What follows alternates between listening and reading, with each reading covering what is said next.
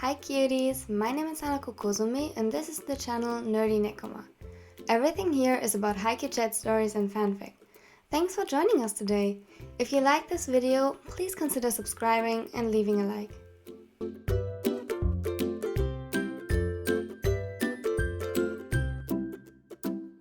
And with that, welcome to today's video, or in other words, Vagabonds and Dawn Part 3. Please check out the original work in the description. There's a link to the AO3 of the author. It's amazing and also a bit more spicy than what I can show on YouTube, so yeah, definitely check it out. And now, I hope you like the video. Let's go.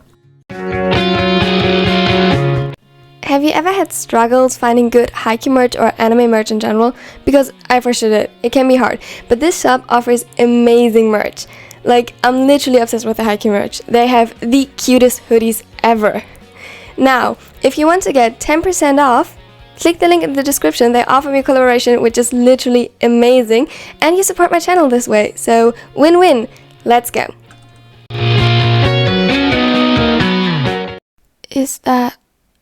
Are you... Bokuto's smile is goofy and infectious.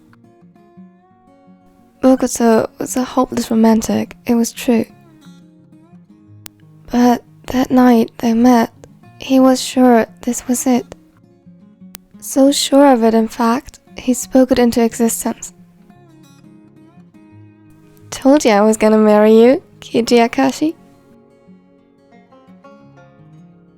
Keiichi couldn't help the way his overwhelming emotions blurred his vision. Big blue eyes held with surprise. This entire time, that ring he wore, Keiichi laughed wetly. And I told you. He swiped at the tears with his sleeves. You'd be a fool if you did. Bokuto reaches to hold Keiichi's hand in his own. Keiichi looks down at the furiously glowing ring, mere centimeters from his finger, hopeful. He could practically feel the power reaching out for him like static electricity. Kashi, He licks his lips, hoping to find the words on his tongue. He laughs. It's nervous, and Keiichi could tell in the way his hand grasps onto his just a little tighter, and his eyes creased just a little bit more forceful. His broad shoulders slumped a little. I have no idea what I'm doing. Keiichi uses his other hand to softly push back untamed hair, his smile patient and tender. His voice is soft, the same he used when Bokuto would be too riled up from a brutal fight and needed to calm down. That's okay.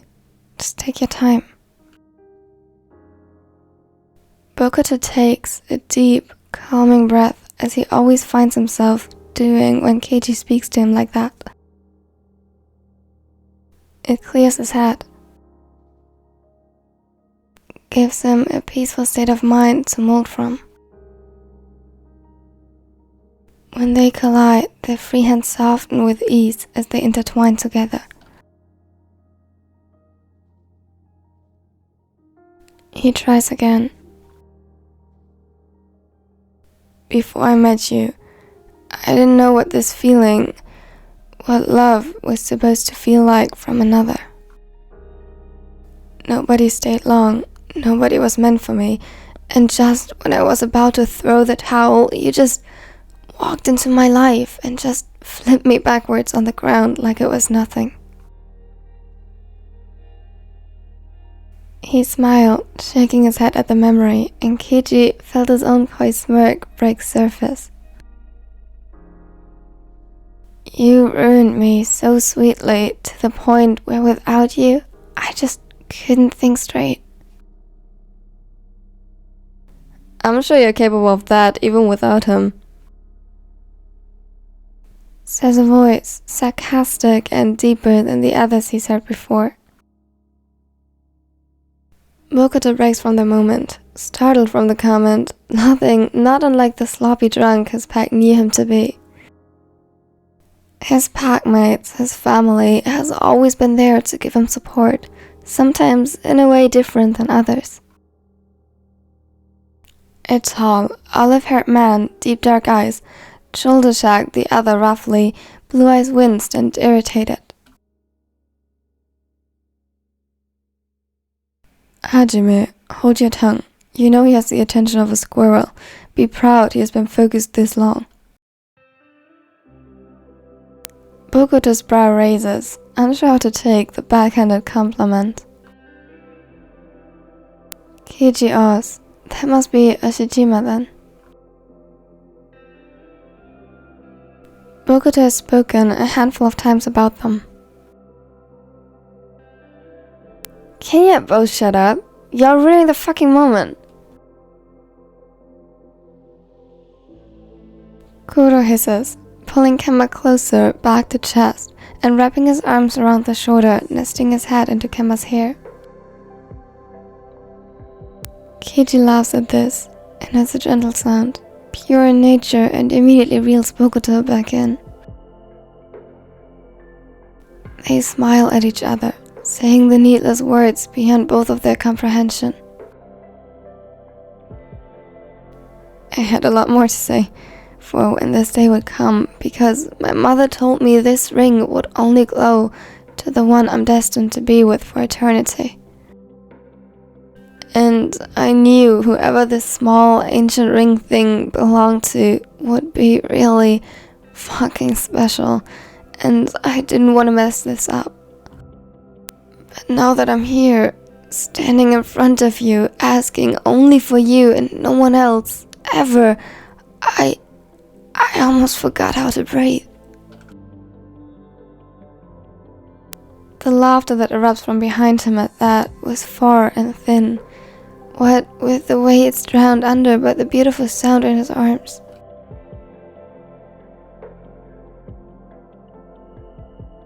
He would do anything to hear it over and over and over again. He clenches his hand reflexively as not to drop the ring as Kiji suddenly springs up, wrapping his arms around his neck and grounding them both with a steady kiss.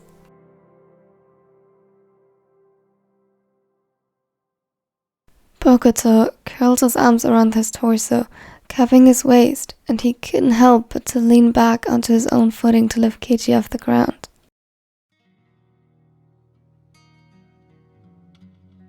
Sealing their lips together, it's soft and gentle, a contrast from the passionate, desperate haste just moments prior. Their teeth clash into the kiss, but it hardly matters when they're both laughing and giddy and utterly smitten. Keiji's head is swimming in a thin line between desire and dizziness. He loses his balance and plants himself back on the ground, now at his own height, but Bokuto is more than willing to tilt his head down to compensate the distance. Bokuto's the one to part from his lips. This time, his eyes are bright in the way they've never been before, and his nerves are set.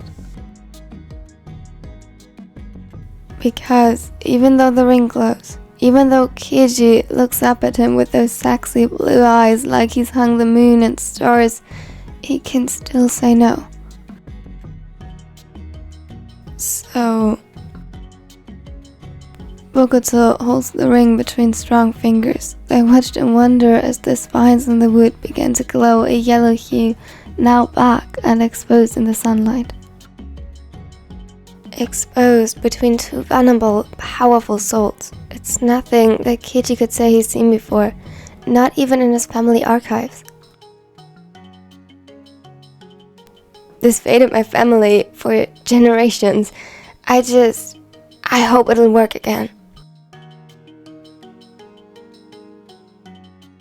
Yellow eyes searched Kiji's to gauge any sort of reaction. Any eye twitch, worry glance, shortness of breath, but There was nothing.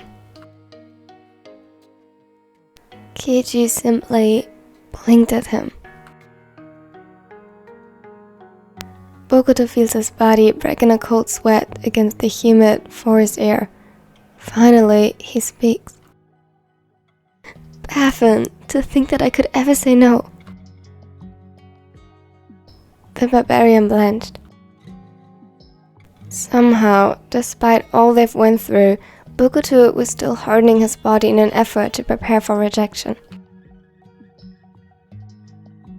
He blinked then again to make sure this wasn't another one of his dreams. Keiji raised an eyebrow, donning a knowing smirk. He slowly raises his hand to Bokuto's, which held the ring in a vice grip, shocked still. Well? He chokes out. Right! Yeah! Hell yeah! Keiji feels the skin on his face heat up, screwing his lips to the side to contain the feral smile that threatened to show. His pack whooped and cheered, and Keiji tried his best to not cave from the embarrassment, but he hasn't. He hasn't, because that's what the old Keiji would have done.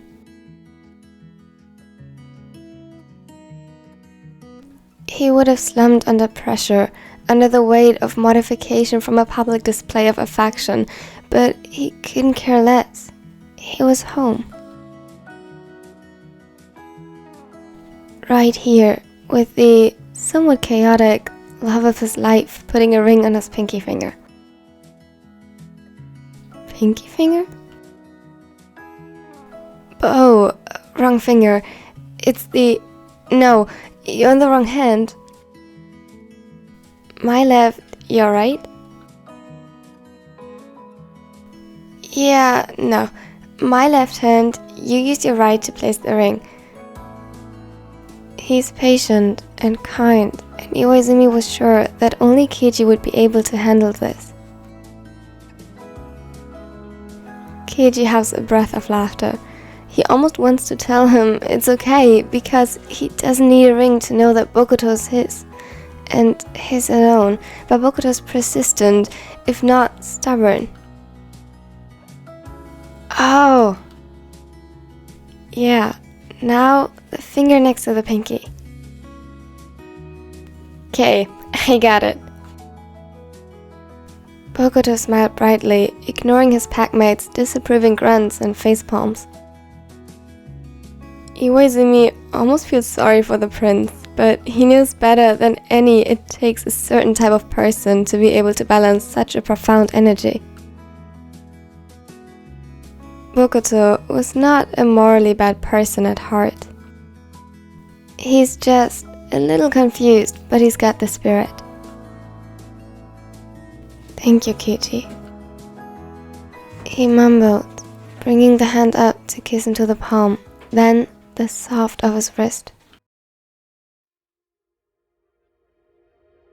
His skin warmed under the touch of his lips. Yellow blossomed from his lips into the skin, which didn't go unnoticed as a surge of energy branched from their connected hands into their bodies, illuminating their skeletons in a brilliant, iridescent glow. Kama winced under the blinding light, finding refuge in Kuro's shoulder.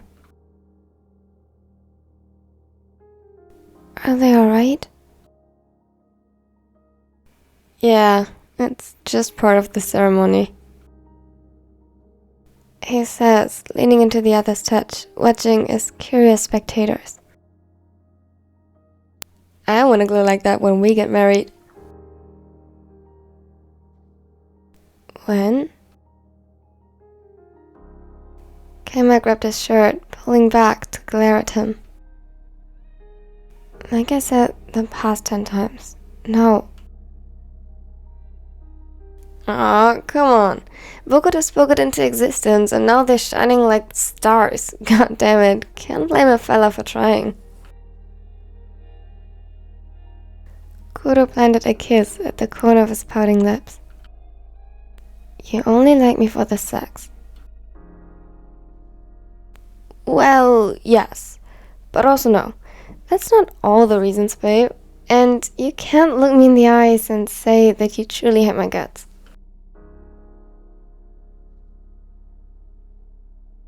Kemma rolled his eyes. But no, he couldn't. And Kuro saw his victory in the way Kemma pinned back his long blonde hair and avoided eye contact. Even if I did want to, hypothetically of course, I can't. It's part of my family creed.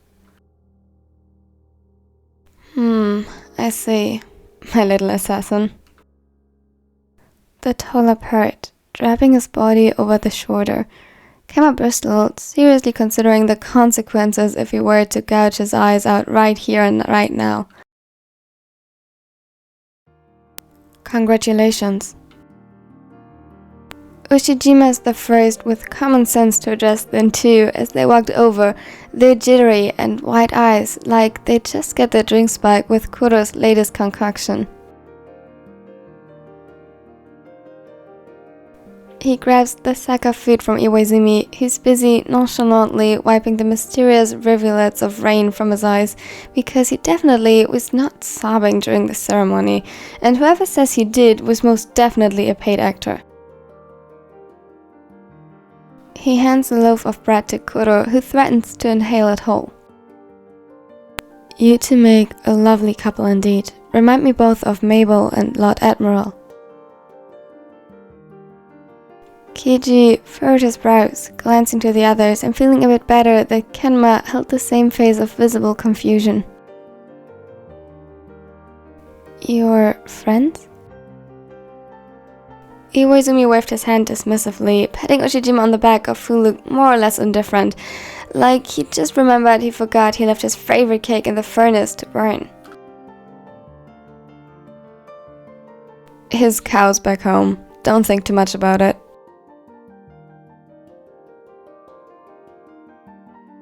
Keiji blinked. He wasn't sure if he should apologize or say thank you, but Ushijima was already walking away, busying himself with his own tasks of preparing. So he didn't worry much about it.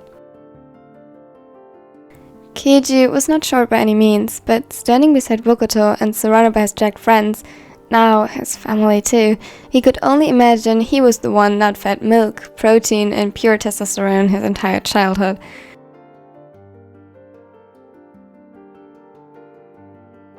Well, maybe Iwaizumi was an exception, but when he shifted into a large, sun-eclipsing black wolf, Keiji and Kemma questioned everything they knew at that point.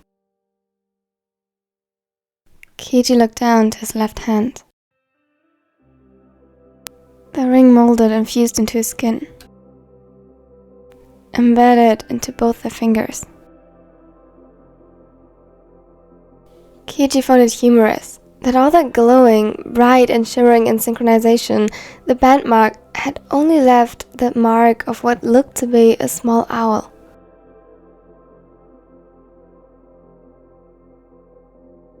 There was a lot he didn't understand, but there was also a lot he had to learn. Keiji? Yes, Kotaro? He thinks he knows what he's about to ask, just by the tone of his voice. What now, after this? Bokuto is breathing easy, looking into the sunlit sky.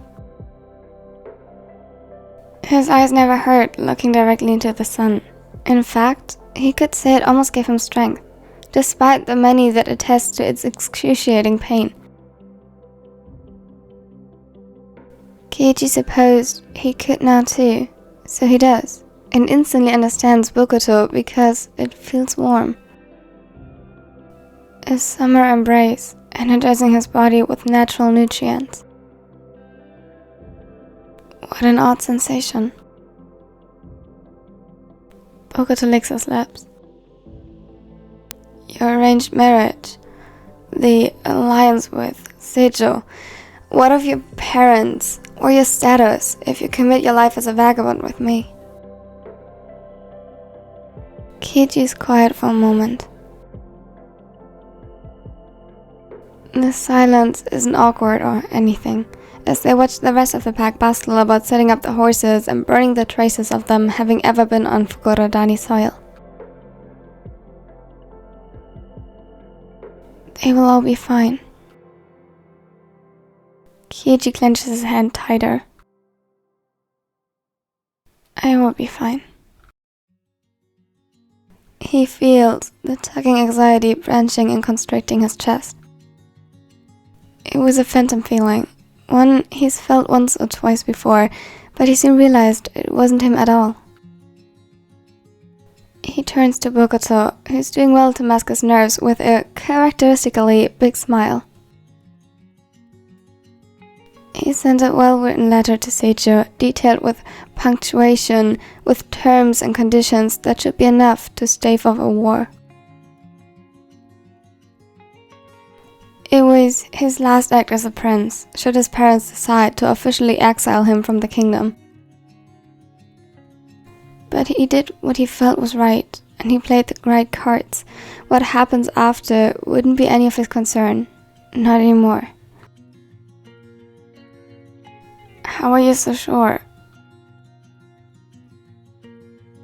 Because I'm with you? Stupid. It's all for you. Always has been. Keiji doesn't say this. Instead, he just smiles, soft and true. Bokuto intertwined their fingers, smiling back at him, at their connected hands. Mind, body and soul now connected as one at last. Just as the yellow sun made its final crest into the cerulean blue sky, a perfect unit. It's time to go now. Keiji's been hoisted to settle on his husband's horse. Bokuto sits in front of him and welcomes the way Keiji's arms immediately wrap around his torso and his chin finds purchase on his shoulder. Husband. Such an odd word. A label described only as two individuals so utterly ruined by each other that their souls would crush if they ever were broken apart. Maybe it wasn't so bad. He could get used to this, to holding on and being held. Today marks a new day, a new life, and maybe Keiji was a fool to want this, to crave the adventure and the risk from it, but he needed it. He needed it like he needed Bokuto. He needed to get out of there and just live for himself for once. He'd mourn the fading city in the distance if it didn't bring him such an exhilarating pleasure.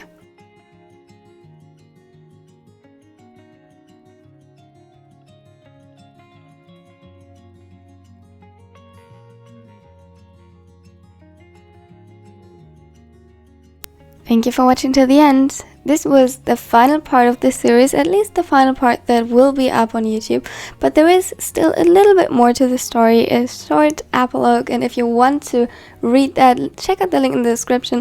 Please give some attention, pay some attention to the original work, and yeah, I loved this. I loved working with the author. It was great, though to be quite honest, I'm not too sad that it ended because recording this was a pain. As you know, I'm not a native English speaker, and some of the words, oh my god, I didn't know so much, which is what made this piece very beautiful, but yeah, I'm not the best at that. Now I hope you have a wonderful and amazing day.